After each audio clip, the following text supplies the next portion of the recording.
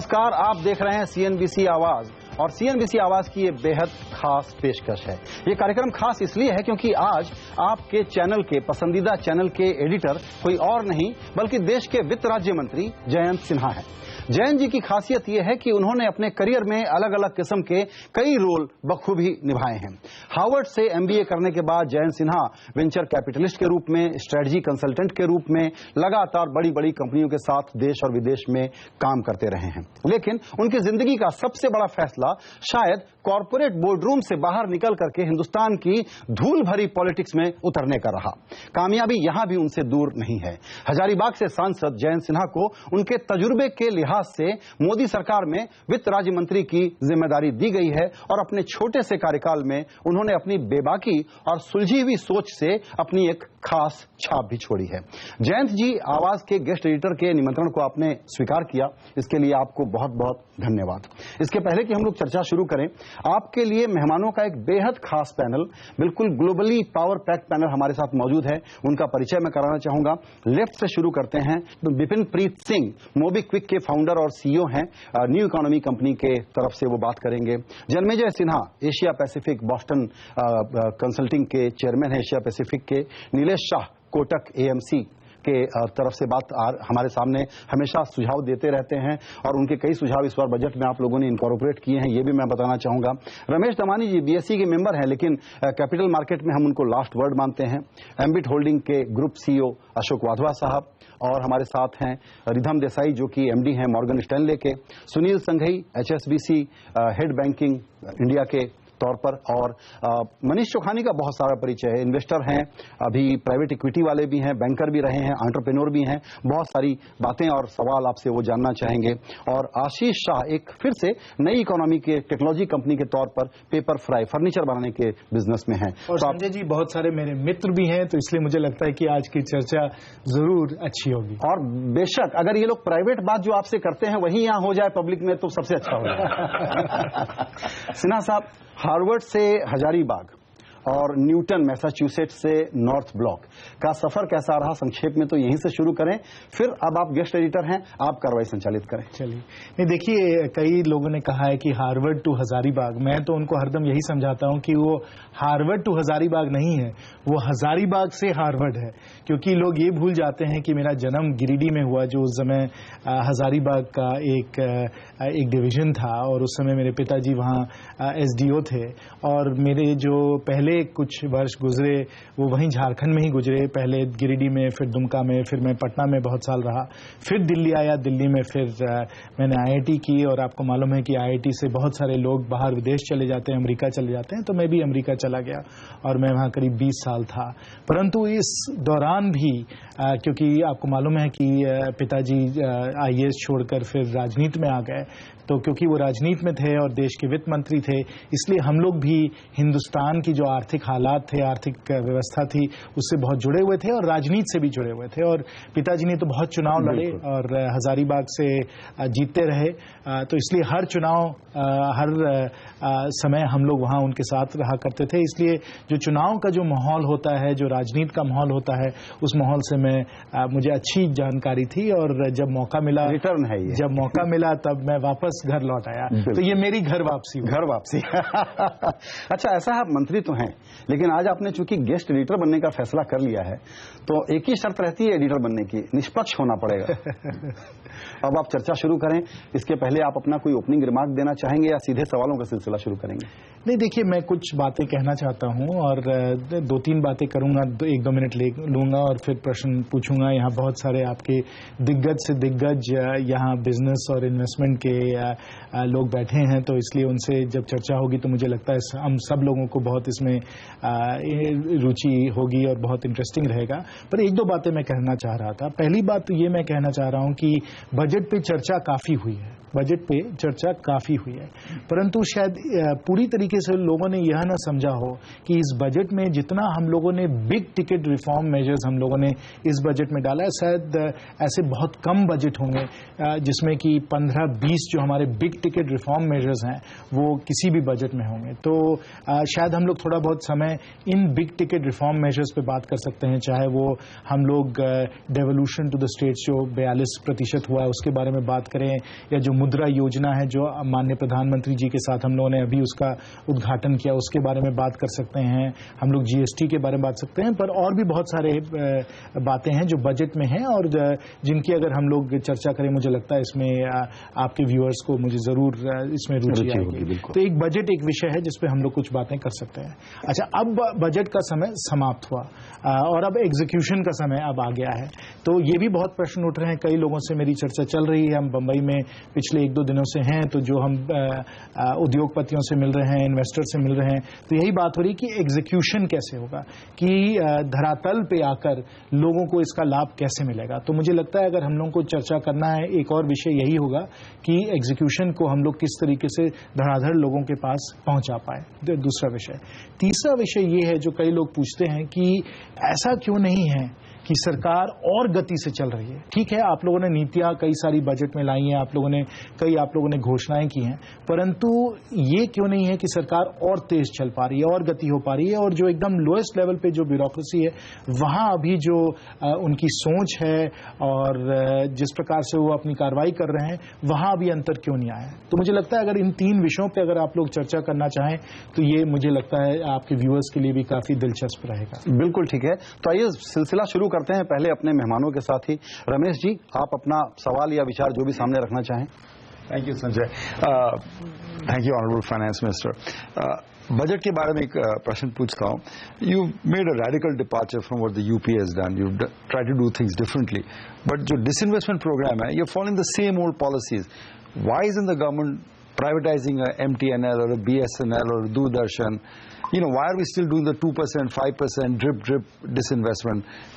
What is the government's thought on that, sir? नहीं रमेश जी, मैं तो कहूंगा कि अगर आप डिसइन्वेस्टमेंट को देखें तो वहां एक बहुत बड़ा परिवर्तन तो आया ही है, क्योंकि हम लोगों ने बजट में एकदम स्पष्टता से कहा है कि डिसइन्वेस्टमेंट आगे बढ़ेगा, चलेगा, पर साथ साथ जो स्ट्रेटेजिक डिसइन्वेस्टमेंट है, और आज ही माननीय वित्त मंत्री जी वाशिंगटन में हैं, उन्होंने कहा है कि स्ट्रेटेजिक डिसइन्वेस्टमेंट पे हम लोग ध्यान दे रहे हैं। और स्ट्रेटेजिक डिसइन्वेस्टमेंट में क्या होगा, कैसे हम लोग करेंगे, वो आप लोगों को थोड़ा इंतजार करना पड़ेगा, क्योंकि हम लोग एज अ सेलर ये तो नहीं चाहेंगे कि आपको बता दें कि हम लोग क्या करने वाले हैं, क्योंकि फिर आपको मालूम है कि फिर शेयर बाजार में लोग कुछ ये कर सकते हैं, वो कर सकते हैं। इसलिए हम लोग उस पर काम कर रहे हैं, हमारी सोच अलग है, इसमें परिवर्तन आया है, और आगे आगे देखिए क्या होता है। आपने दूसरा मुद्दा चूंकि एग्जीक्यूशन का टच किया, तो मैं एक छोटा सा सवाल पूछना चाहूंगा कि कितने बड़े जो सिंबॉलिक प्रोजेक्ट्स हो सकते हैं ये बताने के लिए कि काम चल पड़ा, एग्जीक्यूशन शुरू हो गया, स्टॉल्ड प्रोजेक्ट्स कितने अनस्टॉल्ड हो पाए हैं, क्योंकि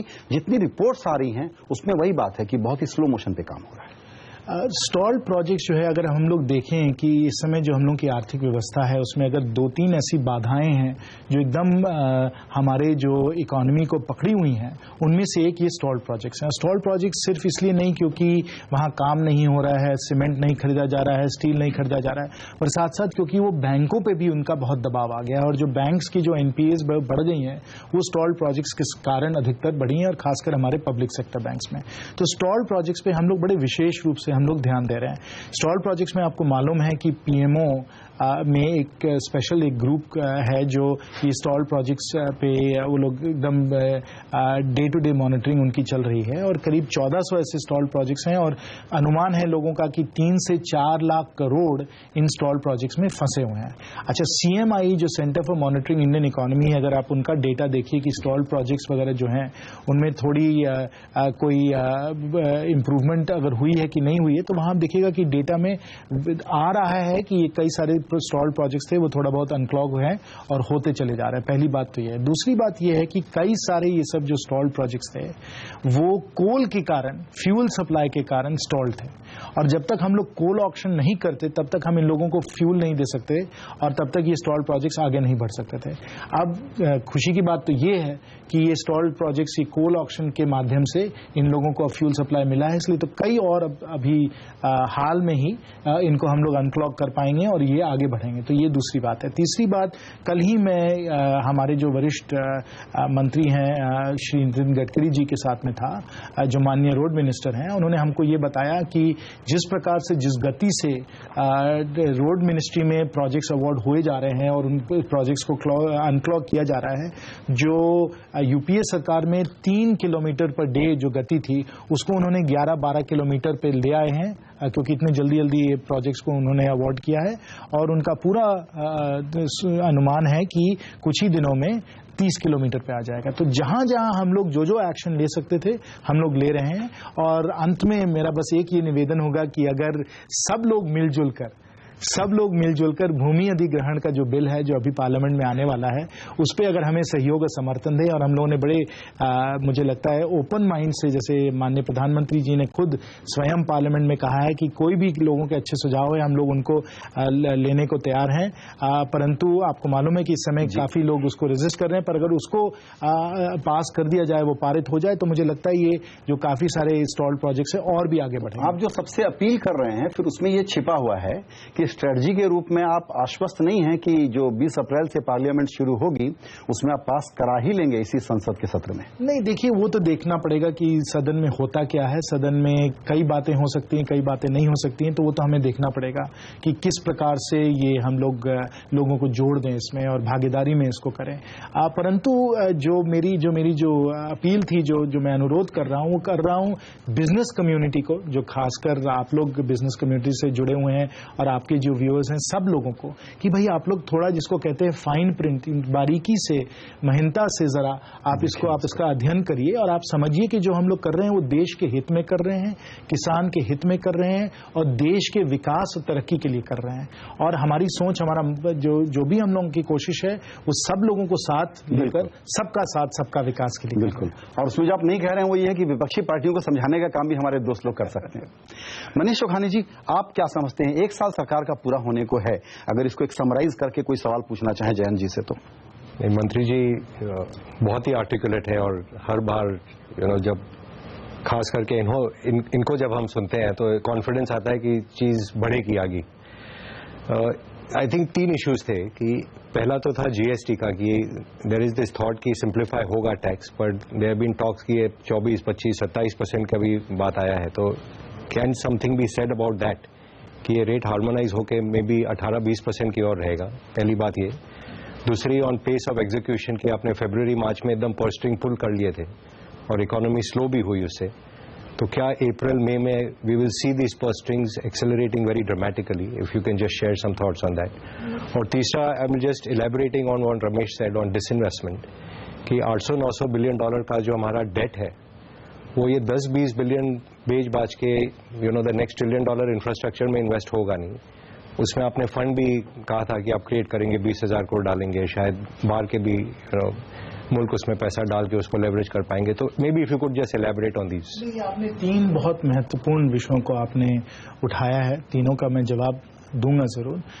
पहली बात तो आपने कही जीएसटी पे, कि जीएसटी पे क्या सोच है आप लोगों की, जीएसटी का रेट कितना होगा।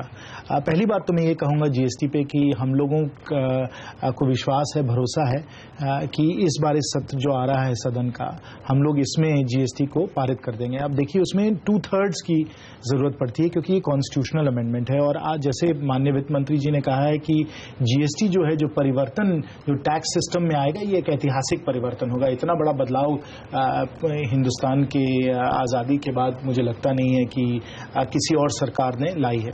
और इसको करने के लिए जो हम लोगों को करना पड़ा स्टेट्स के साथ, जो हम लोगों की जो समझौता बनी है, मुझे लगता है बड़ी मजबूत समझौता है। इस कारण हम लोगों को विश्वास है कि हम लोग इसको 2/3 मेजोरिटी से पास कर देंगे। अब जो रेवेन्यू न्यूट्रल रेट, जो आपने प्रश्न उठाया कि ये जो रेवेन्यू न्यूट्रल रेट, जिसमें कि किसी का कोई घाटा ना हो, किसी का, चाहे वो आप केंद्र की ओर से देख रहे हो या प्रदेशों की, प्रांतों की ओर से आप देख रहे हो, चाहे इसमें ये राष्ट्रीय स्तर से हम लोग देखें या प्रदेश के स्तर से देखें, जो रेवेन्यू न्यूट्रल रेट जो हम लोग को तैयार करना है, उस पर हम लोगों को काफी सोच विचार अभी करना है, अध्ययन करना है। हम लोग उसको देख रहे हैं और ये रीजनेबल हो। ऐसा तो हो ही नहीं सकता कि हम लोग उसको इस प्रकार से उसको बढ़ा दें कि इकोनॉमिक एक्टिविटी जो है वो उससे एकदम रुक जाए। ये तो इसका कोई इसमें तर्क इसमें कुछ नहीं होगा। तो इसलिए हम लोगों को इसको सोच विचार करके उसका जो सही जो रेट होगा वो हम लोगों ने किया है। और देखिए, विश्वास आप लोगों को इसलिए भी होना चाहिए कि जब VAT को इंट्रोड्यूस किया गया था तो VAT का रेट मुझे लगता है काफी रीजनेबल था और उससे टैक्स में बढ़ोतरी भी काफी कुछ हुई। तो वो जो ग्रोथ होना चाहिए वो हम लोग सोचकर हम लोग उसको देखेंगे। तो ये GST की बात हुई। दूसरी बात आपकी थी, आपने कहा था एक्सपेंडिचर किए थे जी, वो कंप्रेस हमें करना पड़ा। देखिए, ऐसा है कि जो हम लोगों को विरासत में मिला, एक बहुत कठिनाई हम लोगों को समस्या थी, देश के सामने बहुत बड़ी समस्या थी, वो इन्फ्लेशन की समस्या थी, महंगाई की समस्या थी। और आप लोगों को याद होगा कि चुनाव के समय जब जनता से बातचीत हुआ करती थी, चाहे मीडिया की हो या हमारी हो, तो सब लोग कहते थे कि महंगाई जो है नंबर 1 इशू है, महंगाई और भ्रष्टाचार ये सबसे महत्वपूर्ण मुद्दे थे लोगों के लिए। तो महंगाई पे काबू लाना, नियंत्रण लाना बहुत जरूरी था। इसके लिए हम लोगों को मॉनेटरी पॉलिसी भी टाइट रखनी पड़ी, जो RBI ने कहा, और हमें फिस्कल कंप्रेशन करना पड़ा जिसमें कि खर्चा ज्यादा ना हो, सरकार घाटे में चल रही है, वो हम लोगों ने किया। इसके जो भी कुछ था पिछले साल काफी टाइट था। अब क्योंकि वो समय खत्म हो गया है, कंप्रेशन हो गया है, और साथ साथ ऑयल के प्राइसेस जो कम हुए हैं उससे भी हम लोगों को बहुत लाभ मिला है। इस कारण अब वो थोड़ा जो हम लोगों को खुल के खर्चा करना चाहिए अब हम लोग करेंगे। 1 अप्रैल तो आ गया है, नया फिस्कल साल चालू हो चुका है, तो अब मुझे लगता है ये गति पकड़ लेगा और आगे बढ़ेगा। तीसरी बात आपकी थी इन्वेस्टमेंट इन इंफ्रास्ट्रक्चर पे। वहां बहुत सारे सुझाव हैं, बहुत कुछ हम लोगों ने वहां सोचा है करने के लिए। पहली बात तो ये है कि रेलवेज में ही इस साल 1 लाख करोड़ का खर्चा होने वाला है। इंफ्रास्ट्रक्चर में, रोड्स में तो मैंने आपको बताया कि किस प्रकार से खर्चा होगा। और जो नेशनल इन्वेस्टमेंट फंड है, जो नेशनल इन्वेस्टमेंट फंड है, जिसमें हम लोगों ने बजट में कहा है कि हम लोग 20,000 करोड़ हर साल सालाना देंगे, तो उससे भी मुझे लगता है बहुत फर्क पड़ने वाला है। चाहे वो स्टॉल्ड प्रोजेक्ट्स हों जिनको हम लोग इन्वेस्टमेंट अब दे सकते हैं, या नए ग्रीन फील्ड प्रोजेक्ट्स हों। जैसे मुंबई में ही कल ही मेरी माननीय मुख्यमंत्री जी से बात हो रही थी, उन्होंने भी जिक्र की कि मुंबई में ही 3-4 ऐसे आइकॉनिक बड़े बड़े ऐसे प्रोजेक्ट्स हैं जहां ग्रीन फील्ड अगर हम लोग आके उनको थोड़ा सहयोग दें तो मुंबई में भी ये बड़े बड़े प्रोजेक्ट्स को हम लोग चालू करा सकते हैं। तो ये सब बातों पर हम लोग ध्यान दे रहे हैं, और जैसे मैंने पहले ही कहा कि अब एग्जीक्यूशन पे हमें ध्यान देना है, उसी पे हम लोग लगे हुए हैं। बिल्कुल। CNBC आवाज पर वक्त है फिलहाल एक छोटे से ब्रेक का। एक विशेष कार्यक्रम आपके लिए हो रहा है। वित्त राज्य मंत्री जयंत सिन्हा आज हमारे गेस्ट एडिटर हैं और बिजनेस और फाइनेंस के दिग्गजों से उनकी एक खुली चर्चा हो रही है। छोटा सा ब्रेक।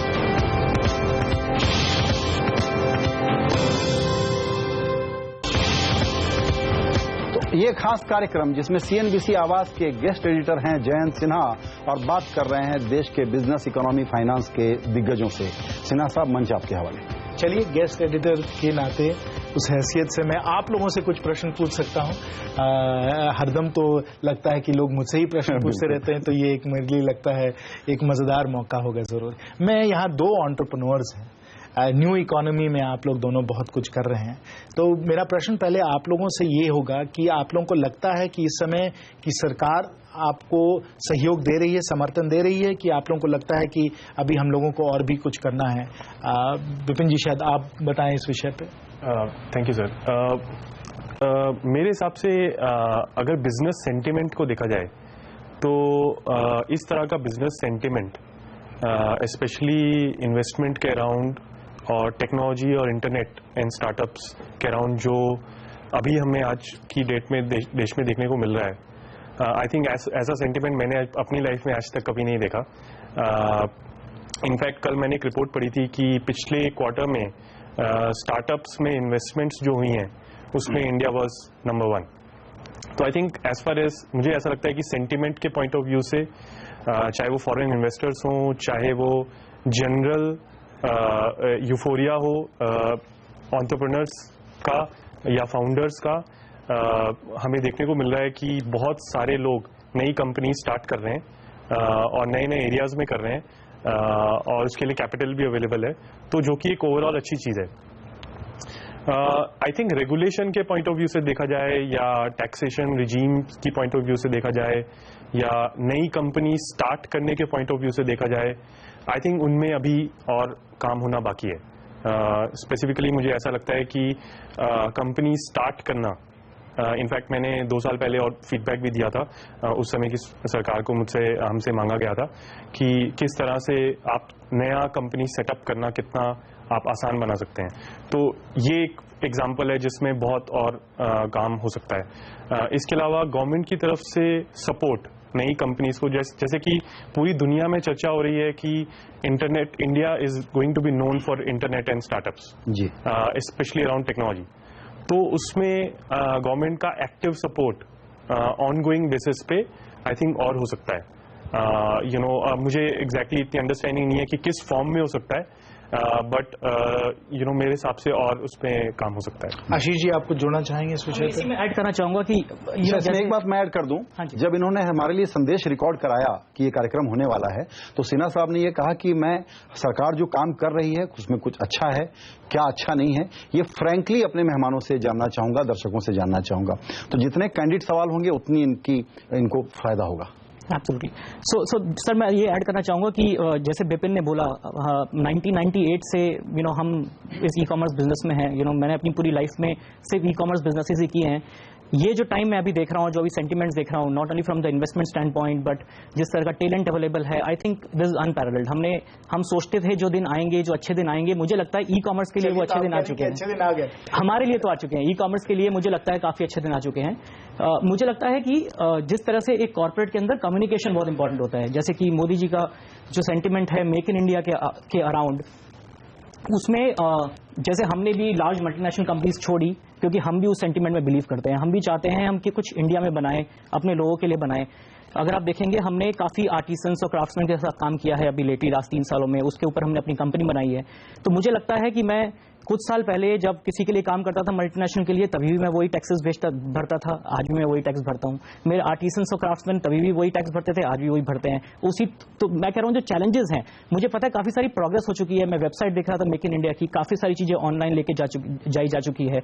मुझे लगता है हमारे लिए भी उसमें काफी कुछ है, बट किसी भी अच्छे कॉर्पोरेट की तरह गवर्नमेंट का भी कम्युनिकेशन बहुत ज्यादा स्ट्रांग होना चाहिए। जैसे मुझे नहीं पता कि किस तरह से गवर्नमेंट मेरे को रीच आउट कर रही है, और मुझे नहीं पता कि मेरे को क्या बेनिफिट होगा मेक इन इंडिया के थ्रू। मुझे पता है बहुत अच्छी अच्छी चीजें हो रही है और सेंटीमेंट बिल्कुल मैच करता है। बिल्कुल, कम्युनिकेशन और उसके साथ रिस्पांस। तो आप इन दोनों ऑब्जर्वेशंस पे कुछ नहीं, ये बहुत अच्छे सुझाव थे। और मैं कहूंगा कि मेक इन इंडिया के लिए इनोवेट इन इंडिया भी बहुत जरूरी है, और उस पर हम लोग विशेष रूप से ध्यान दे रहे हैं।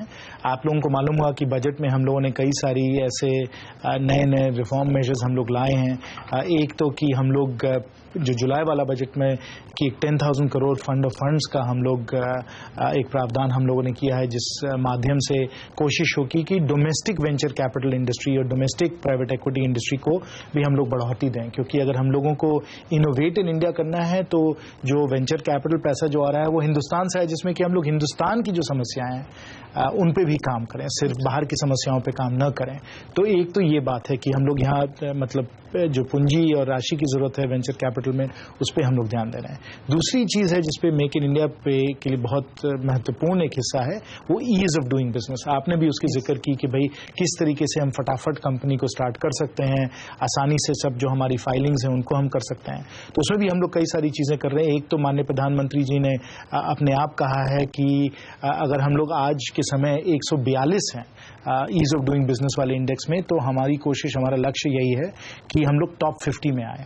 और वहाँ भी कई सारी चीज़ें हुई हैं। एक तो ई बिज पोर्टल हम लोगों ने लॉन्च किया है, पर साथ साथ एक बहुत ही मुझे लगता है रेडिकल जो हम लोगों का एक मूव है, वो ये है कि डिजिटल एसएमईज हम लोग किस तरीके से एनेबल करें। यानी आप मोबाइल फोन पे ही, जहाँ हमारे पास इतने सारे अच्छे सॉफ्टवेयर डेवलपर्स हैं, इतने बढ़िया बढ़िया मोबाइल एप्लीकेशंस हैं, क्यों ना ऐसा हम लोग करें। और जीएसटी के लिए जरूरी पड़ेगा, क्योंकि सब लोगों को रजिस्टर करना है जीएसटी के लिए, कि आप अपने आधार नंबर से या पैन नंबर से आप एक कंपनी मोबाइल ऐप से ही आप उसको खोल दीजिए, और जीएसटी नंबर ले लीजिए। अगर आपको पैन नंबर लेना है तो पैन नंबर ले लीजिए, आप अपना बैंक अकाउंट भी खोल दीजिए, और सब अपना टैक्स वैक्स सब मोबाइल ऐप से या ऑनलाइन कर लीजिए। अब इस प्रकार का हम लोग डिजिटल एसएमई करते हैं, इलेक्ट्रॉनिक इनवॉइसिंग करते हैं, तो मुझे लगता है जो ईज ऑफ डूइंग बिजनेस, जो फ्रिक्शन जिसको कहते हैं, जो बाधाएं हैं, वो इससे कम होंगी। और हमारे और भी एंटरप्रेन्योर्स और जो मुद्रा एजेंसी के माध्यम से जो हम लोग माइक्रो बिजनेसेस, जो लघु उद्योग हैं, जिनको हम बढ़ोतरी देना चाहते हैं, उसी इकोसिस्टम को भी हम बढ़ा पाएंगे। तो हमारी कोशिश तो इनोवेट इन इंडिया पे जोर शोर से। मुद्रा बैंक बहुत इंटरेस्टिंग प्रोजेक्ट है। इसमें समझना यह है कि ये लागू कब होगा, क्योंकि हमने ये सुना कि बिल आने में 1 साल लगेगा, इसका एग्जीक्यूशन कब होगा? नहीं, ये गलत फहमी है। मुद्रा एजेंसी जो है, मुद्रा जो हम लोगों ने स्थापित करना था वो हम लोगों ने कर दिया है। हम लोगों ने एक CMD भी अपॉइंट कर दिया है। जी, ये सही है कि हम लोग चाह रहे हैं कि एक उसको स्टैट्यूटरी उसको बैकिंग दी जाए, विच उसका मतलब ये होगा कि हम लोगों को उसको एक एक्ट लाना पड़ेगा और उसको फिर सदन में उसको पारित करना पड़ेगा। पर अभी हम लोगों ने क्या किया, वही एग्जीक्यूशन फोकस के कारण कि अभी उसको एक सिडबी का सब्सिडरी बनाकर उसको हम लोगों ने चालू कर दिया है। और उद्घाटन में माननीय प्रधानमंत्री जी थे, माननीय वित्त मंत्री जी थे, और आप लोगों ने देखा होगा कि हम लोगों ने 5 लोगों को चेक भी दिया था। तो ये लोन देने का सिलसिला शुरू हो चुका है। बिल्कुल। और कोशिश मुद्रा एजेंसी से ये है कि सब जो इंटरमीडियरीज हैं, जो माइक्रो बिजनेसेस को जो साधन देते हैं, फाइनेंशियल सर्विसेज देते हैं, उनको हम लोग पूरी तरीके से होलसेल फाइनेंसिंग दें, स्टैंडर्ड्स डेवलप करें जिसमें कि वो और भी फाइनेंशियल सर्विसेज और जो भी रिसोर्सेज हैं जो हम लोग दे सकते हैं लघु उद्योग को, हम लोग जरूर दें। जी, ठीक है। और प्रश्न अब मैं पूछना चाहूंगा जन्मे जी से। जन्मे जी, आप तो जो हमारा बैंकिंग सेक्टर उसको आप बहुत अच्छी तरह से आप जानते हैं और आपके इस विषय पे काफी मतलब मुझे मालूम है बड़े वेल डेवलप साफ विचार हैं। आपको क्या लग रहा है जो हम लोग बैंकिंग सेक्टर में कर रहे हैं उससे आप संतुष्ट हैं कि आपको लगता है कि हम लोगों को और कुछ भी करना चाहिए? देखिए, मैं ये जब देखता हूं कि रिजर्व बैंक और वित्त मंत्री के रिलेशंस इतने बढ़िया हैं, प्रधानमंत्री ने भी बोला है, वित्त मंत्री ने भी बोला है, मुझे 2-3 चीज समझ में नहीं आ रही है कि अभी इंडिया में जो 7-8 बैंक है जिनके पास चेयरमैन नहीं है, मैनेजिंग डायरेक्टर नहीं है, और इनके 10 महीने से अभी अपॉइंट नहीं हुए हैं, तो बैंक बगैर MD चल नहीं सकता। दूसरी बात यह है कि अभी आप देखिए हम लोग के इंटरेस्ट रेट्स जो हैं, कहीं बड़ी बाधा है इंफ्रास्ट्रक्चर प्रोजेक्ट्स को शुरू करने में। तो कहीं हम लोग देखें कि कोई भी देश पूरे दुनिया में इनके इंटरेस्ट रेट हम लोग जितने ऊंचे नहीं हैं। दूसरी बात यह है कि अभी हम लोग को जब तक कि 50,000, 30-35,000 करोड़ इंफ्रास्ट्रक्चर या बैंक की रिकैपिटलाइजेशन के लिए नहीं करेंगे तो इंफ्रास्ट्रक्चर को शुरू करने में तकलीफ होगी। नहीं, रिजर्व बैंक 1% काट दिया होता इंटरेस्ट रेट नवंबर में या अभी भी, तो ट्रेजरी प्रॉफिट्स बैंक्स के 30-35 माने कि नवंबर में काटा होता तो 50,000 करोड़ से ऊपर होता, अभी भी काटते तो करीब 30,000 करोड़ हो जाते। तो एक बैंकों को रिजिलियंस हो जाती कि वो इंफ्रास्ट्रक्चर, अभी क्रेडिट ग्रोथ तो बढ़ा नहीं है और हम लोग के एक्सपोर्ट्स में तकलीफ हो रही है, रुपी बड़े स्ट्रांग हो रहा है, पाउंड के साथ 101 होता था रुपी, अब 92 हो गया है, तो एक्सपोर्ट्स पर तकलीफ है। होलसेल प्राइस इंडेक्स तो नेगेटिव है, कंज्यूमर प्राइस इंडेक्स को फूड को हटा के देखिए तो वो भी 5% के नीचे।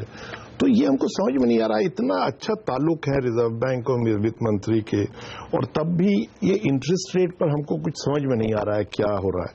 और दूसरी बात, ये चेयरमैन वगैरह अपॉइंट नहीं हो रहे हैं, तो इसमें मुझे तकलीफ दिख रही है थोड़ी। जो आपने बातें उठाई हैं बिल्कुल सही हैं और उन सब पे हम काम कर रहे हैं। आपको तो मालूम ही है कि अगर इस समय किसी भी चीज़ की कमी है हमारे पब्लिक सेक्टर बैंक्स में, ये लोगों की गलत फहमी है कि पब्लिक सेक्टर बैंक्स में अगर शॉर्टेज है तो वो कैपिटल शॉर्टेज है। कैपिटल शॉर्टेज अभी होगा, जरूर होगा, परंतु अभी नहीं। अगर अभी कोई भी कमी है तो वो टैलेंट शॉर्टेज है। और आपने सही बताया कि कई सारी हमारी ऐसी बैंक्स हैं जहां CMDs नहीं है। एक तो बात मैं ये कहूंगा कि हम लोगों ने चेयरमैन और मैनेजिंग डायरेक्टर्स के जो रोल्स थे उनको हम लोगों ने अलग कर दिए हैं। हमने कहा है कि हम लोग एक ट्रांसपेरेंट सिलेक्शन प्रोसेस हम लोग लागू करेंगे और इस ट्रांसपेरेंट सिलेक्शन प्रोसेस से चेयरमैन को हम लोग अलग अपॉइंट करेंगे और MD को अलग अपॉइंट करेंगे और उनको दोनों को फिक्स टर्म 3 साल का देंगे। ये बहुत बड़ा एक बदलाव आया है, पहले ये नहीं हुआ करता था। और प्राइवेट सेक्टर से लोगों को लाना, उनको ठीक कॉम्पनसेशन वगैरह देना, ये सब कभी नहीं किया जाता था। और हम लोगों ने बजट में भी कहा है कि हम लोग एक बैंक बोर्ड को हम लोग बनाने वाले हैं और जब बैंक बोर्ड आ जाएगा तब जो अपॉइंटमेंट प्रोसेस है जिसकी अभी गति थोड़ी धीमी चल रही है उसको हम लोग और तेज करेंगे। पर आप सही कह रहे हैं कि हम लोगों को फटाफट चेयरमैन और मैनेजिंग डायरेक्टर अपॉइंट करना है, इस पर हम लोग लगे हुए हैं और मुझे लगता है कि हाल में ही हम लोग कुछ ना कुछ इसका समाधान कर पाएंगे। फिर आपने इंटरेस्ट रेट्स की बात की। इंटरेस्ट रेट्स देखिए, आप तो गलत व्यक्ति से पूछ रहे हैं, डॉक्टर राजन से आपको पूछना पड़ेगा कि उनकी सोच क्या है इंटरेस्ट रेट्स पे। सरकार की तरफ से जो हम लोग का इस विषय पे दृष्टिकोण है, जो जो हम लोगों की इस पे राय है और जो सलाह हम लोग रिजर्व बैंक ऑफ इंडिया को देते हैं वो तो आपको अच्छी तरह से मालूम है। माननीय वित्त मंत्री जी ने कहा इस विषय पे, मैंने भी इस विषय पे काफी कुछ कहा है। तभी भी ये सब कहते हुए भी रिजर्व बैंक ऑफ इंडिया जो है बहुत ही प्रोफेशनल संस्था है, डेटा बेस्ड, फैक्ट बेस्ड संस्था है, और जैसे जैसे उनको और डेटा मिलेगा मुझे लगता है कि वो लोग रेट्स पे जो सही काम करना है वो जरूर इस पे करेंगे। तो ये रेट्स का सवाल हुआ। अब आप जो प्रश्न उठा रहे हैं कि भाई हम लोग जो आगे के जो प्रोजेक्ट्स हैं, अगर हमारे पास बैंकों के माध्यम से ये राशि नहीं आएगी तो कैसे हम लोग ये प्रोजेक्ट्स को हम लोग आगे ले जा सकते हैं। वहां हम लोगों ने बहुत कुछ किया है। रेलवेज के लिए तो बहुत हम लोगों ने पैसे बजट में दिए ही हैं, उसका प्रावधान किया है। साथ साथ LIC के साथ जो 1.5 लाख करोड़ की जो राशि मिल रही है रेलवेज को, मुझे लगता है इस कारण रेलवेज में कोई तकलीफ नहीं होगी कोई भी प्रोजेक्ट्स करने के लिए। नेशनल हाईवेज में NHAI के पास सरप्लस है, वहां जो कमी है वो पैसों की नहीं है, सिर्फ यही है कि एक्शन हो, और वो हो रहा है। जैसे माननीय ट्रांसपोर्ट मिनिस्टर श्री नितिन गडकरी जी ने के बारे में मैंने आपको अभी बताया। और जो नेशनल इन्वेस्टमेंट फंड है वो 20,000 करोड़ जैसे मैंने कहा हम लोग हर साल लाएंगे, इसलिए हम लोग पास 1 लाख करोड़ हो जाएगा। इसलिए मुझे लगता नहीं है कि जो बैंकों की जो प्रॉब्लम्स हैं इस समय वो हम लोगों को कोई मतलब बॉटलनेक बन जाएंगी जिसमें कि हम लोग इंफ्रास्ट्रक्चर में पैसा न दे पाएं। तो इस तरीके से हम लोग कोशिश कर रहे हैं। अच्छा, बैंकों का जो NPA का प्रॉब्लम है, जैसे हम लोग ये स्टॉल्ड प्रोजेक्ट्स को अनक्लॉग करें, जैसे जैसे जो आर्थिक व्यवस्था है वो बेहतर होती चली जाए, वैसे वैसे ये जो NPAs हैं ये भी घटते चले जाएंगे, और जैसे ये घटते हैं तो फिर बैंक्स फिर लेंडिंग कर सकते हैं। एक चीज आप लोगों को मैं सब बताऊं, फैक्चुअली क्या हकीकत क्या है, अगर आप बैंक्स का क्रेडिट ऑफ टेक देखें तो कंज्यूमर साइड पे, संजय जी, कंज्यूमर साइड पे बड़ी अच्छी तरीके से इनका लोन बुक बढ़ता चला जा रहा है, वहां ग्रोथ हो रहा है। अगर कहीं भी इनके यहाँ अभी रुकावट है वो प्रोजेक्ट्स की तरफ है, और प्रोजेक्ट्स में हम लोग सब लोगों को मालूम है भूमि अधिग्रहण, fuel supply, environmental clearance, promoters के कई सारे मतलब जो घपले हुए हैं, ये सब अगर हम लोग देखें इस कारण ये स्टॉल्ड प्रोजेक्ट्स हैं और इन सब पे हम कार्रवाई कर रहे हैं। बिल्कुल। तो मेरा ख्याल है कि बैंकिंग और टैक्स और महंगाई, इन पर और बहुत सारे सवाल हमारे मेहमानों के और सुझाव भी होंगे। चर्चा जारी रखेंगे, छोटा सा ब्रेक।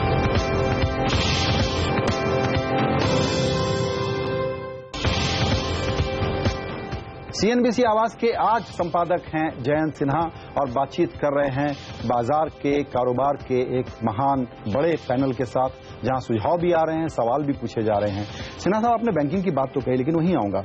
मेरा कहना है कि भूमि वाला काम हो भी गया तो भी दरअसल फैक्चुअल बात यह है कि बैंकिंग का जो क्लॉग है उसको क्लियर करने पर सीरियस काम नहीं हुआ है। बातें हुई हैं, इरादे जाहिर किए गए हैं, और बैंकिंग जो PSU बैंक्स की जो हालत है उसको देखते हुए मुझे नहीं लगता है कि लैंड बिल के बाद भी ये प्रॉब्लम सॉल्व होगी, क्योंकि जब तक इनको सीधा कैपिटल नहीं देंगे, डूबे हुए पैसे नहीं निकालेंगे, दोषी प्रमोटर को निकाल के बाहर नहीं फेंकेंगे, वो सब इतने स्लो मोशन में चल रहा है कि आपका जो एग्जीक्यूशन का फिल्टर है उस पर फेल होगा।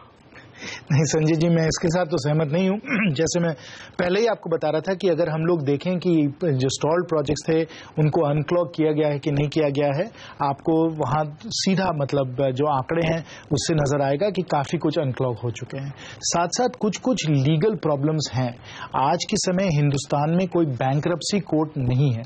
अगर कोई NPA हो गया, कोई प्रमोटर या कोई प्रोजेक्ट NPA हो गया, तो उसका रीस्ट्रक्चरिंग किस तरीके से प्रमोटर को हटाया जाए, किस तरीके से और इन्वेस्टर्स को लाया जाए, बैंक्स का जो रीस्ट्रक्चरिंग है वो कैसे किया जाए, वो एक उसका एक ऑर्डरली प्रोसेस, एक प्रक्रिया नहीं है जिसको हम लोग आसानी से और बड़ी ठीक तरीके से इसको हम लोग इसका हल कर पाए। इस कारण हम लोगों ने बजट में कहा है कि हम लोग एक बैंक्रप्सी कोड को हम लोग तैयार करेंगे, एक बैंक्रप्सी कोड लाएंगे जिसमें कि ये सब जो ऑर्डरली प्रोसेस जिसको करना चाहिए इसके लिए हम लोग इसको जरूर करेंगे। और जो बैंक्रप्सी जो कोड होगा वो वर्ल्ड क्लास होगा, और खासकर हम लोगों ने इसको बड़ी ध्यान से सोचकर लिखा है कि वो नेसेसरी जुडिशियल कैपेसिटी होनी चाहिए, क्योंकि इतने सारे ऐसे केसेस आने वाले हैं कि अगर हम लोग एक ही दो कोर्ट या कम कैपेसिटी दें तो ये इस पे हम लोग एकदम फिर वहीं एक बार फिर बंद जाएंगे। इसलिए वहां नेसेसरी जुडिशियल कैपेसिटी की भी जरूरत है। तो चर्चा आगे बढ़ाने के लिए अब आप किनसे सलाह या नीलेश जी, आप शेयर बाजार के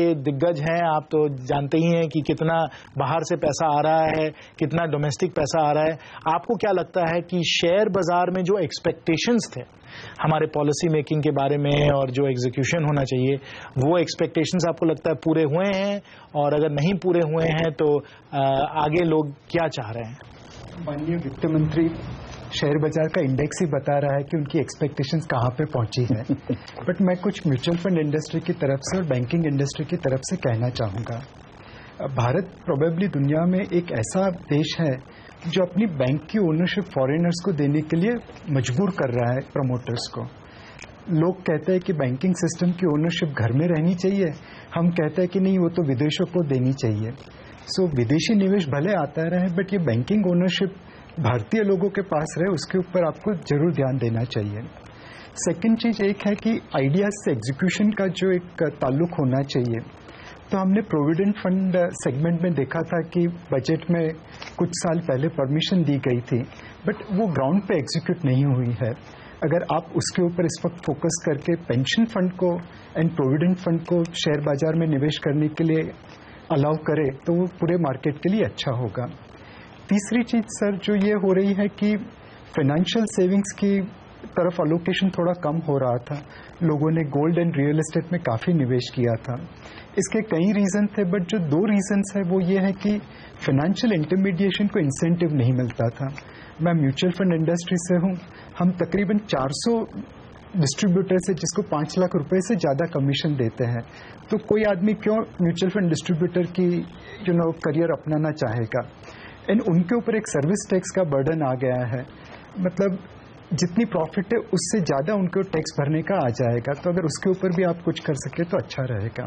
पहली बात आपने कही बैंकों के बारे में कि बैंकों में शेयर होल्डिंग विदेश से कितना होना चाहिए और देश से कितना होना चाहिए। वहां तो हम लोगों ने एकदम स्पष्टता से कहा है कि जो हमारे पब्लिक सेक्टर बैंक्स हैं उनमें 52% जो है हमारी शेयर होल्डिंग, उससे हम लोग कम नहीं होने देंगे। तो वहां तो हमारे बैंक्स, अपने पब्लिक सेक्टर बैंक्स एकदम सुरक्षित हैं।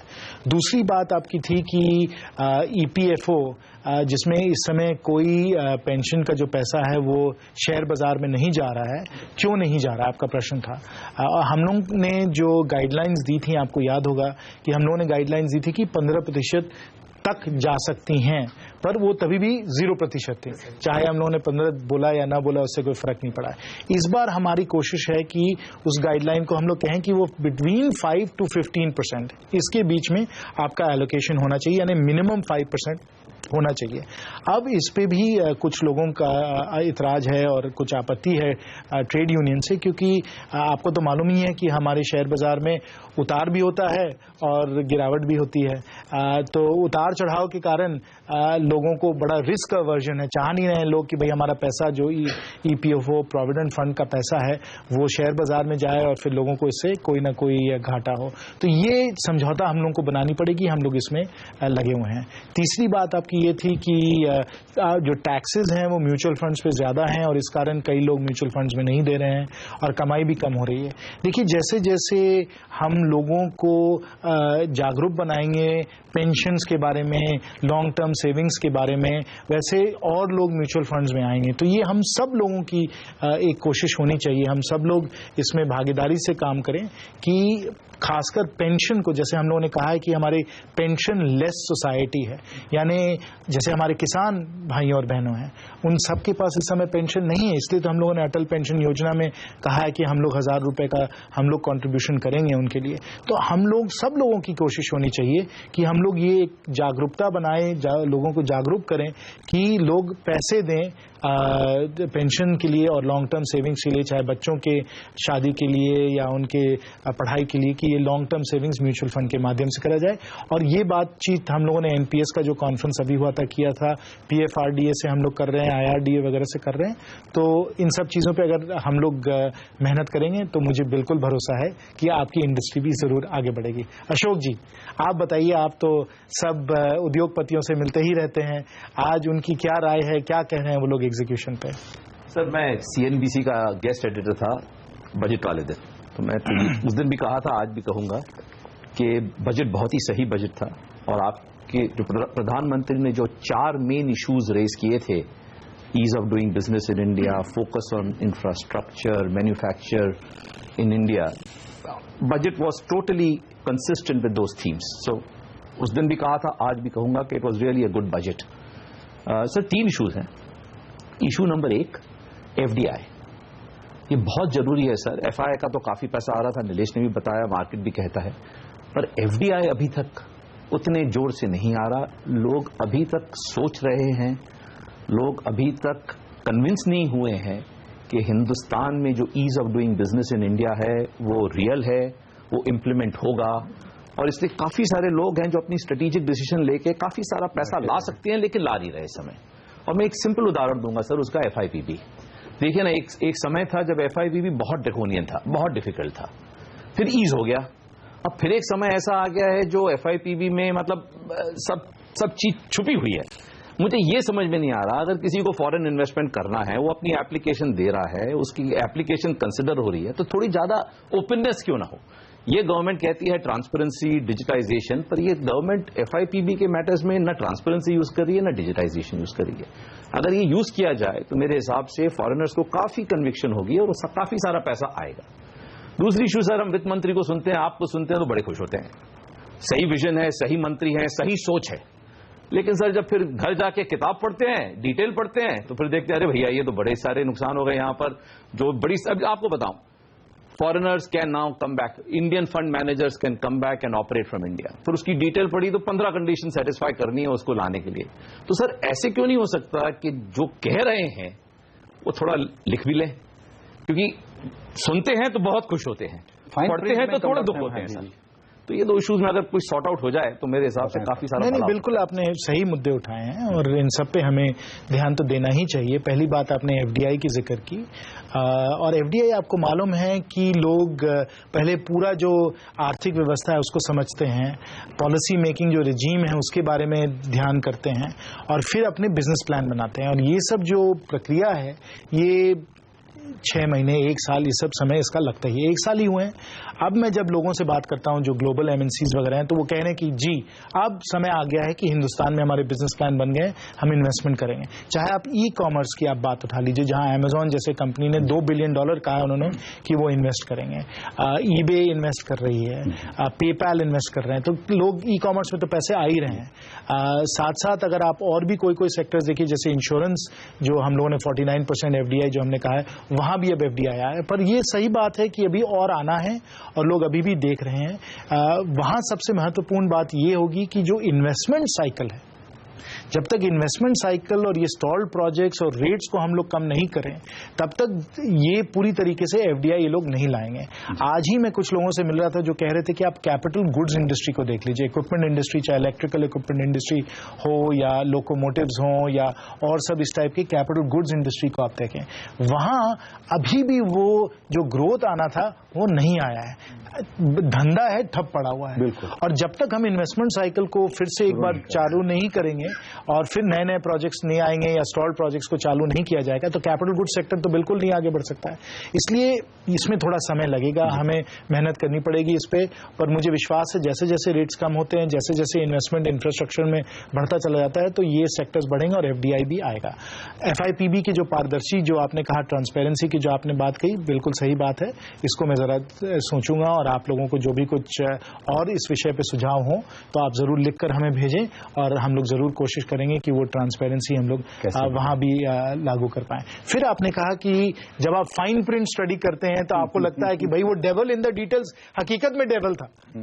तो वहां देखिए ऐसा है कि जो पॉलिसी मेकिंग है, पॉलिसी मेकिंग डायनामिक प्रोसेस होता है। हम लोग चीजें लिखते हैं, फिर हम लोगों को इनपुट्स कभी कभी मिलती है, क्योंकि हम लोग सब चीज ऑल नोइंग तो हम लोग नहीं है ना, सब हम लोगों को चीजें नहीं मालूम होती है।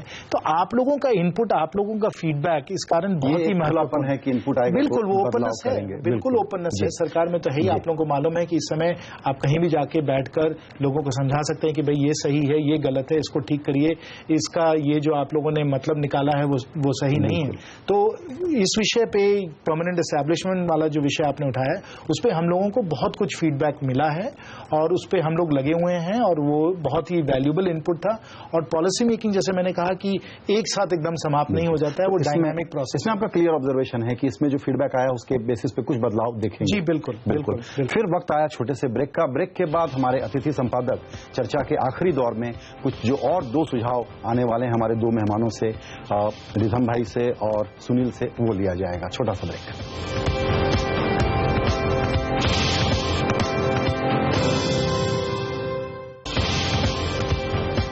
CNBC आवाज के गेस्ट एडिटर देश के वित्त राज्य मंत्री जयंत सिन्हा खुली बातचीत कर रहे हैं देश के दिग्गजों से जो कि इकोनॉमी, बिजनेस, फाइनेंस के रियल स्टेक होल्डर हैं। सिन्हा साहब, आप अब किनसे सवाल पूछेंगे?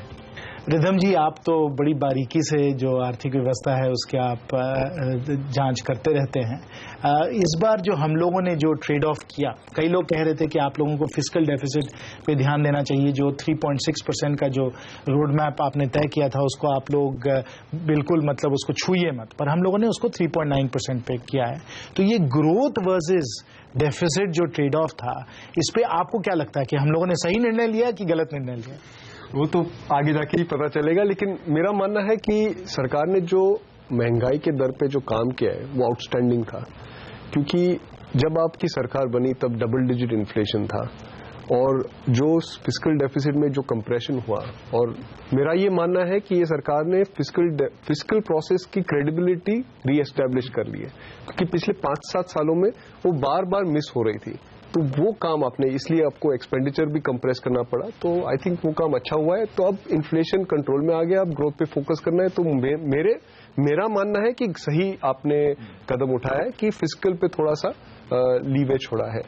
और रही बात, आपने पिछली भी बात की थी वो स्टॉल प्रोजेक्ट्स वाली, CMI वाली, तो CMI के डेटा के हिसाब से दिसंबर 13 में जो नंबर था और मार्च 2015 का जो नंबर है, 5 क्वार्टर में 70% की गिरावट आई है। तो वहां पे भी काम बहुत खूबी से हुआ है। तो मेरा तो ये मानना है कि ग्रोथ साइकिल टर्न हो रहा है। अब आपने नीलेश से भी, चलिए संजय जी, इन्होंने बताया, हमने नहीं कहा, इन्होंने अपने आप बताया कि आउटस्टैंडिंग किया और देखिए स्टॉल प्रोजेक्ट। एब्सोल्युटली, ये तो हम लिख भी रहे हैं लेकिन तो, हमारे रिसर्च में ये बात भी कही है हमने। आपने एक नीलेश जी से जो क्वेश्चन पूछा था, उस पर मैं थोड़ा सा फोकस कर रहा हूं कि आज शेयर मार्केट में एक्सपेक्टेशंस बहुत हाई है। तो बेसिकली एक पॉइंट पे अगर मैं फोकस करूं तो वो है ग्रोथ साइकिल कब टर्न होगा। तो हमारा तो फोकस्ट है कि ग्रोथ साइकिल टर्न होगा। मेरा तो मानना है कि आगे 24 महीनों में कॉर्पोरेट अर्निंग में 20% से ज्यादा की बढ़ाई होगी, मतलब पर ईयर। तो क्यूमुलेटिव ऑलमोस्ट 50% से अर्निंग बढ़ जाएगा। लेकिन ये जो आउटलुक है, और मैं मानता हूं आप भी सहमत रहोगे, इसमें आपको रिस्क कहां दिखता है? Where can we go wrong? वो घर में क्या रिस्क है और बाहर से क्या रिस्क है? बहुत अच्छा आपने प्रश्न पूछा है। मैं कहूंगा कि अगर हम लोग इस समय फिक्र कर रहे हैं, किन बातों पे हम लोग फिक्र कर रहे हैं और किस चीजों से लगता है कि कुछ ना कुछ खतरा आ सकता है, मैं कहूंगा कि ये जो खतरा आ सकता है वो 3 मतलब उसके सोर्सेज हैं। पहला तो ऑयल प्राइस। जैसे आपको मालूम है कि अगर हम लोग इस बार जो फिस्कल डेफिसिट को जो हम लोगों ने संभाल पाया, वो हम लोग संभाल पाए क्योंकि ऑयल प्राइसेस आधे हो गए हैं। अभी कुछ लग नहीं रहा है कि किसी भी कारण ऑयल प्राइसेस बढ़ेंगी। अगले 2-3 साल का सब लोग जिससे हम लोग बात की, अभी हम आ रहे हैं UAE से, दुबई और अबू धाबी से, वहां भी मेरी बड़ी लंबी चर्चा हुई और वो लोग तो बहुत बड़े एक्सपोर्टर हैं ऑयल के, तो उनका भी यही सलाह थी, उनकी भी यही सलाह थी कि अभी ये जो प्राइसेस हैं वो 2-3 साल कम रहेंगे। परंतु ये बहुत एक बड़ा हम लोगों के लिए खतरा है। अगर ऑयल प्राइसेस बढ़ जाए तो हमारी इकोनॉमी उससे बड़ी नाजुक तरीके से है इस मामले में, तो वहां खतरा है। दूसरा खतरा है ये स्टॉल्ड प्रोजेक्ट्स और बैंकिंग सेक्टर का। जैसे जन्मय जी भी कह रहे थे कि अगर हम लोग ये स्टॉल्ड प्रोजेक्ट्स को अगर हम लोग जल्द से जल्द इनको आगे नहीं बढ़ाए तो जो स्ट्रेस जो है अभी बैंकिंग सेक्टर में और जो बैंक्स जो लेंडिंग नहीं कर पा रही हैं वो बढ़ता चला जाएगा और फिर कैपिटल शॉर्टेज हकीकत में हम लोगों को वहां दुख देगा। इसलिए बैंक्स को हम लोग ठीक करना है, उनको फिर से एकदम हेल्दी बना देना और इंस्टॉल्ड प्रोजेक्ट्स को आगे ले जाना, ये एक बहुत जरूर और आवश्यक इस पे हम लोगों को कार्रवाई करनी पड़ेगी और कोशिश तो है, परंतु ये एक रिस्क फैक्टर बहुत जबरदस्त है स्टॉल्ड प्रोजेक्ट्स का। तीसरी बात, और वो भी ये जो बात है ये हम लोग सब अभी इसको देख रहे हैं कि मौसम में क्या हो सकता है। देखिए ये हकीकत की बात है कि जो ग्लोबल क्लाइमेट है वो बदल रहा है, वेदर पैटर्न्स बदल रहे हैं। जो अप्रैल में कभी बरसात नहीं होती थी, जो आज के समय, अभी मैं बंबई आया हूं, मैं सोच कर आया कि अप्रैल में अल्फांसो मैंगो मैं बढ़िया खाऊंगा, पर लोग बोल रहे हैं कि नहीं अभी मैंगो नहीं आए क्योंकि उतनी गर्मी नहीं आ पाई है, बरसात हो रही है। आइए, तो ये भी एक बहुत महत्वपूर्ण रिस्क फैक्टर है। सुनील।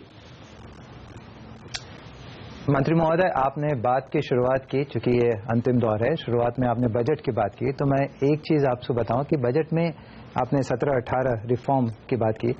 एक पर्टिकुलर रिफॉर्म जो बहुत ही इम्पोर्टेंट जो आपने किया, एंड देन एक क्वेश्चन भी मैं आपसे करूंगा, वो था आपने त्रिकोणीय अटैक किया हमारी अर्थव्यवस्था जो बढ़ नहीं रही थी। जब लगा कि प्राइवेट सेक्टर इन्वेस्टमेंट के मूड में नहीं है तो गवर्नमेंट का, सेंट्रल का इन्वेस्टमेंट, स्टेट को आपने एडिशनल एलोकेशन दिया ताकि स्टेट का सपोर्ट आए। आपने बात भी की, महाराष्ट्र चीफ मिनिस्टर के साथ आपकी मीटिंग हुई। और तीसरा पब्लिक सेक्टर अंडरटेकिंग का, उसका इम्पैक्ट अब दिखना शुरू हो गया है। सो ये 3 त्रिकोणीय अटैक और उससे चौथा pillar private sector, there is a correlation, private sector भी फॉलो करेगा। एक ऑब्जर्वेशन मेरा है, वो 2 चीज वो जो बाकी भी चर्चाएं हुई उसी से, एक तो कहीं ना कहीं कथनी और करनी में थोड़ा सा फर्क दिख रहा है। दूसरी बात ये कि आपके सरकार के पहले 10 साल पहले के उस समय जो काम आपने किए थे उसको भी यदि हम लें तो लग रहा है कि एक फाइनल स्टेप अभी बाकी है। बैंकिंग में भी पहले आपने बात की थी 10 साल पहले की गवर्नमेंट की होल्डिंग 33% तक आएगी, उस समय एक प्रपोजल उस समय आया था। और दूसरा डिसइन्वेस्टमेंट पे उस समय आपने स्ट्रेटेजिक डिसइन्वेस्टमेंट किया था। तो यहाँ भी लग रहा है कि एक फाइनल स्टेप से अभी थोड़ा सा आप पीछे हट रहे हैं। क्या होगा कब होगा? चलिए देखिए, जैसे मैंने पहले ही आप लोगों को बताया कि जो नीतियों का जो निर्माण होता है, जो पॉलिसी मेकिंग होती है, वो डायनामिक और इवॉल्विंग होती है। जो व्यवस्था होती है उसी के अनुसार हम लोगों को पॉलिसी मेकिंग करनी पड़ती है। तो देखिए आगे आगे मतलब पॉलिसी मेकिंग किस तरीके से इवॉल्व की जा सकती है, परंतु अंत में मैं यही कहूंगा सुनील जी के प्रश्न पे कि एग्जीक्यूशन पे हम लोगों का एकदम जबरदस्त फोकस है, होना जरूरी भी है। माननीय प्रधानमंत्री जी खुद हर हफ्ते शायद 70-80 मैट्रिक्स को एकदम बहुत ही बारीकी से उसको देख रहे हैं, और जहां भी हम लोग दबाव लगा सकते हैं सिस्टम में और काम कर सकते हैं हम लोग कर रहे हैं। जी सर, आपको जाने दिया जाए उसके पहले 2-3 मेरे बड़े छोटे छोटे सवाल हैं, क्योंकि हमने दर्शकों से भी सवाल मांगे थे सोशल मीडिया के जरिए। तो एक सवाल जो आज सुबह की हेडलाइन है कि जब टैक्स के बारे में यह है कि कलेक्शन बढ़ाना है, एफिशिएंसी बढ़ानी है, तो बड़े काम करने की जरूरत है। ऐसे में ये जो फॉरेन ट्रैवल जैसी डिटेल मांगी जा रही है, ये थोड़ा सा 19वीं सदी का माइंडसेट है। खुदरा काम करते करते लोग परेशान हो जाएंगे, हैरेसमेंट होगी। तो जो आप कह रहे हैं कि टैक्स रिजीम ट्रांसपेरेंट होगा, स्टेबल होगा, एफिशिएंसी आएगी, एडमिनिस्ट्रेशन अच्छा होगा, ग्रास रूट पे ये फीलिंग नहीं है। आज हमसे ये सवाल बहुत लोगों ने पूछा है और उदाहरण दे रहे हैं फॉरेन ट्रैवल का। नहीं, ये जो बात लोगों ने उठाई है वो हमको कई लोगों ने अब बताया है कि ये उन लोगों को लग रहा है कि ये फॉरेन ट्रैवल वाला जो हम लोगों ने मांगा है जो डेटा, वो उन लोगों के लिए काफ़ी मतलब बर्डन हम जिसको कहते हैं, मतलब इससे अड़चन होगी। तो हम लोग इस सुझाव को के बारे में सोच रहे हैं और सोचकर ज़रूर कोई ना कोई हम लोग इसमें उपाय निकालेंगे ज़रूर। हकीकत तो ये है, और आपके व्यूअर्स को भी ये समझना चाहिए कि आज के समय जो टैक्स टू जीडीपी है हिंदुस्तान में और जो पैरेलल इकोनॉमी है हिंदुस्तान में, वो हम लोग उसको जरूर किसी न किसी तरीके से उसको ठीक करना है, क्योंकि टैक्स टू जीडीपी जो है हिंदुस्तान में 10% ऑफ जीडीपी है सिर्फ। और अगर आप और कोई ब्रिक कंट्री को देख लीजिए, G20 कंट्री को देख लीजिए, OECD कंट्रीज को देख लीजिए, बड़े बड़े जो इमर्जिंग मार्केट्स हैं जैसे ब्राजील और इंडोनेशिया, इन सब का जो टैक्स टू जीडीपी रेशियो है सेंटर का, वो 20% से ज्यादा है। तो 10% को तो हम लोगों को किसी न किसी तरीके से ठीक करना पड़ेगा। और SIT जो है उनके भी कई सारे सुझाव आ रहे हैं। तो ये सब हम लोगों को सोच विचार करके, but at the same time taking into account कि कितना कन्वीनियंस हम लोग अपने टैक्स पेयर्स को लगा सकते हैं, वो हम लोग लगाकर फिर जो आगे के जो उपाय होने होंगे वो हम लोग जरूर करेंगे। ये आपने बहुत इंपॉर्टेंट बात कही कि ये जो tax GDP ratio plus parallel economy, उस पर अटैक तो होना है, लेकिन उस प्रोसेस में कहीं जेन्युइन लोगों को दिक्कत ना आए, उसके लिए देखिए, या तो आप बताएं कि हम लोग इससे बहुत ऑब्सेस्ड हो रहे हैं, जो हाई वर्ल्ड ऑफ फाइनेंस है कि बार बार रिट्रोस्पेक्टिव टैक्स वाला जिक्र आ रहा है, या उसमें जो डिफेंस है वो शायद फ्लॉड है। क्योंकि अभी जो एमएटी वाले मामले में जो नोटिस दी गई हैं एफआईआई को, वो कोई केस लॉ के तहत नहीं है कि एक केस कोई हो गया ग्लैक्सो फार्मा का तो सबको दे दो, वो सबको चली गई हैं। उससे जो हिंदुस्तानी इन्वेस्टर्स भी हैं और जो विदेशी भी हैं वो बहुत ज्यादा अप्रिहेंसिव हैं। आपको भी ये फीडबैक जरूर मिला होगा। नहीं, बिल्कुल ये फीडबैक मिला है। आपने जो फॉरेन ट्रिप की बात कही वो तो उसको एक लोअर लेवल पे है, ये हायर लेवल वाला है, ये हायर लेवल वाला मामला है। देखिए वहां भी जो मामला है वो हम लोगों को पूरी तरीके से समझना पड़ेगा। देखिए ये जो हम लोगों के पास ये विषय आया और हम लोगों ने बोला कि भाई पॉलिसी लेवल पे हम लोग क्या कर सकते हैं, पॉलिसी के स्तर पे क्या हो सकता है, हम लोग बस उसको आगे ठीक कर सकते हैं। जो पास्ट में हुआ है उसको तो हम लोग नहीं बदल सकते हैं ना। और 2 साल पहले जो अथॉरिटी ऑन एडवांस रूलिंग थी, उन्होंने एक रूलिंग की कि इस पे आप मैट लगा सकते हैं। जब एक कोर्ट जब एक कोर्ट ये कह रही है सरकार को कि आप ये करिए, तो क्योंकि हम लोग एक लॉफुल स्टेट है, हमें तो करना पड़ेगा। Our hands are tied in this matter, we will have to follow up. अब इसकी रेमेडी क्या है? रेमेडी इसकी ये नहीं है कि आप आके सरकार को बोलिए कि इसको रोकिए, क्योंकि इसमें सरकार का कोई इसमें अब आगे भूमिका इसमें नहीं है। ये एक जुडिशियल प्रोसेस है, तो आपको रेमेडी या रिलीफ की जरूरत है तो आपको वो जुडिशियल प्रोसेस के माध्यम से करना पड़ेगा। हम लोग सब लोग जानते हैं कि इसको इस प्रकार से नहीं करना चाहिए। अगर हम लोग को करना था तो हम लोग फिर उसको प्रोस्पेक्टिवली क्यों करते? बिल्कुल। तो हमारी जो सोच है वो तो प्रोस्पेक्टिव करने का प्रावधान सरकार ला सकती है। नहीं, देखिए इस तरीके से जब जुडिशियल प्रोसेस चल रहा है तो हर जुडिशियल प्रोसेस में सरकार कोई लॉ लेकर पार्लियामेंट में थोड़ा ना पारित करेगी कि इसको इस तरीके से करिए, इसको इस तरीके से करिए। ऐसी तरीके से एक लोकतंत्र, वो भी एक जिम्मेवार लोकतंत्र, रिस्पॉन्सिबल डेमोक्रेसी जैसे हम लोग हैं, जहां एग्जीक्यूटिव ब्रांच है, जुडिशियल ब्रांच है, इन सबको हम लोगों को रिस्पॉन्सिबली इन सबको संभालना है। हम लोग इस तरीके से आगे पीछे नहीं कर सकते। अब आखिरी सवाल, आप अतिथि संपादक हैं, गेस्ट एडिटर की भूमिका में हैं, तो इस नाते आप सीएनबीसी आवाज की अच्छाई बुराई पे, कमी पे, या मीडिया इन जनरल आपका ऑब्जर्वेशन हो, आप क्या सलाह देना चाहेंगे? नहीं, मेरा सलाह तो ये होगा कि जो भी आपकी रिपोर्टिंग हो और जो आपके व्यूअर्स जो प्रश्न वगैरह आपको भेजते हैं वो बैलेंस तरीके से हो, क्योंकि हर विषय पे 2 या 3 पहलू तो हरदम ही होते हैं। तो जो हर बैलेंस्ड ओपिनियन को आप लोग तैयार करिए, सब लोगों से बात करिए, और सब अगर आपको कोई भी एडिटोरियल कमेंट्री करनी हो, कोई भी टिप्पणी करनी हो, तो वो बैलेंस तरीके से करिए। अगर वो हम लोग करेंगे तो बड़ी जिम्मेवारी से और बड़ी अच्छी तरीके से हम लोगों का लोकतंत्र आगे बढ़ेगा। बिल्कुल। इस कार्यक्रम में शिरकत करने के लिए आप सबों को, बड़े बड़े मेहमानों को, मनीष जी, सुनील जी, रिदम भाई, अशोक जी, रमेश जी, नीलेश जी, जन्मेजय जी, विपिन और आशीष, आप सब लोगों का बहुत शुक्रिया। शनिवार के दिन हमने आपका वक्त लिया, और अंत में सिन्हा साहब आपका भी बहुत शुक्रिया, आपने हमारे लिए वक्त निकाला।